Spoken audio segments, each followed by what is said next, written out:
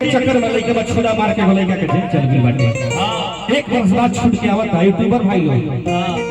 देखिए तुम लोग अपना कैमरा तुम लोग का करते रहो। हां काल का लिखिए लो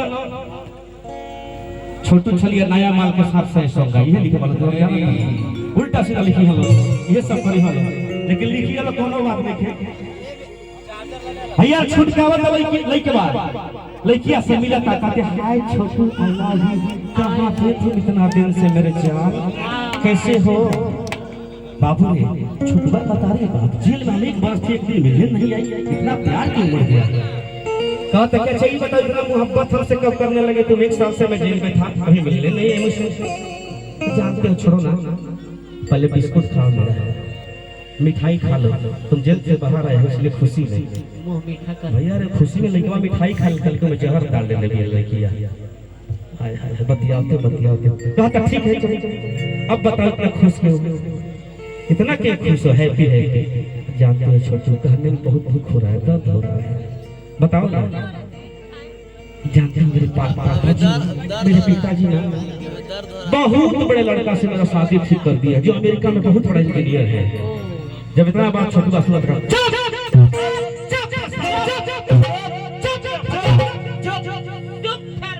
अरे बेवफा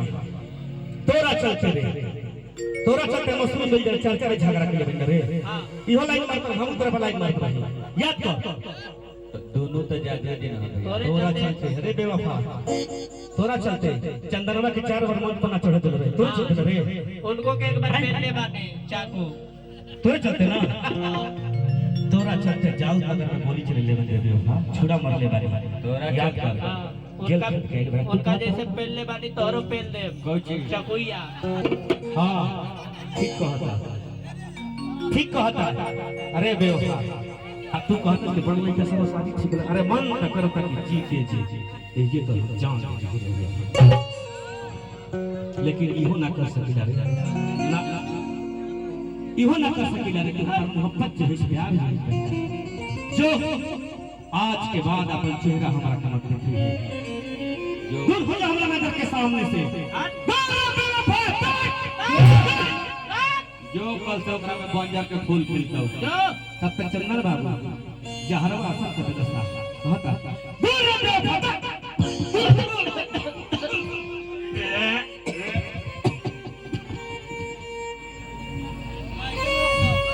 रे मोहब्बत में खियावा न जाए नाम लिख के दिल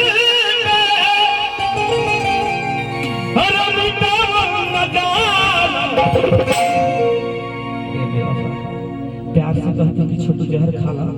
अब हम तोरा जरा ना रहा तो खा लेते रे लेकिन हमारा मान नहीं जहर मिला के दिल से प्यार से विश्वास ना टूट जाए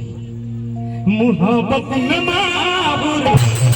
खियावल न जाए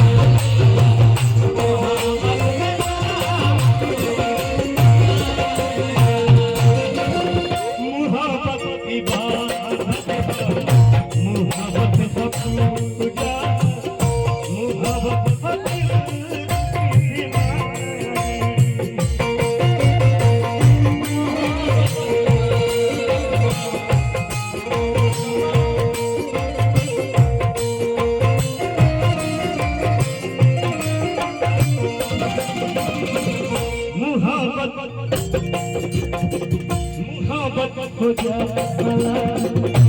जब से जागल बिटिया सोनहिया बहावे हटावन न जाला सोनहिया बहावे हटावन न जाला मोहब्बत में मार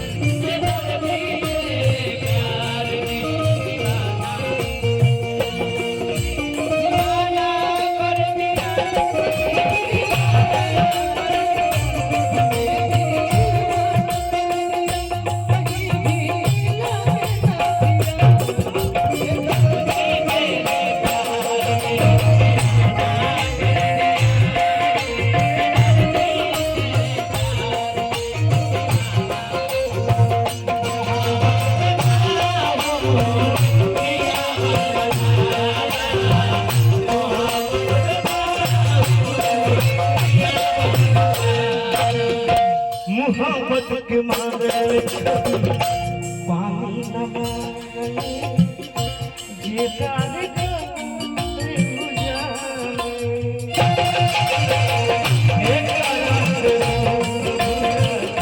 दुनिया में नहीं माने भगी सुनमा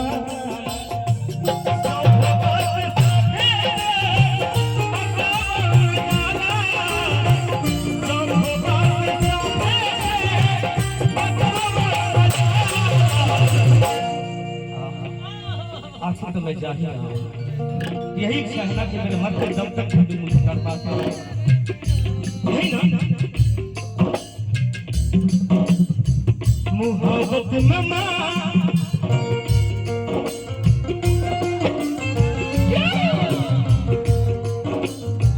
नाम लिख के दिल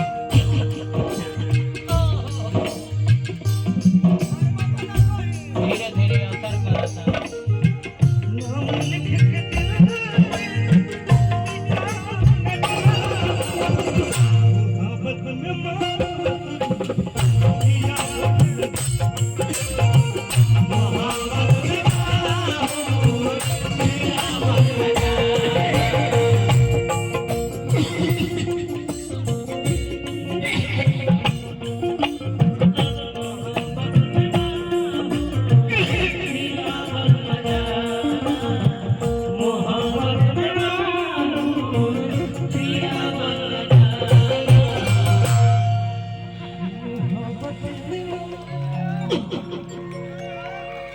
कृपया दूरी बना के रखे बीच में लगातार है